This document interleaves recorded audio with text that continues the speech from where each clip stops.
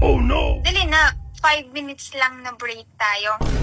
Kasi gusto ko ma-experience yung break eh. Dali mo na, napito ko na ako. Maayos yung pagsasalita ko, ayaw mo pang gawin. Makipag-break ka na. Baby, parang ayoko na. Bakit? Kumakapal na kasi bigote mo eh. Parang nakakaumay na gano'n. Ayusin na naman! Baby, break na tayo. Bakit? Di na kita gusto eh. Gusto ko na yung... Bakit? Nagawa ba ako sa'yo? Mas gusto ko na yung kaibigan mo.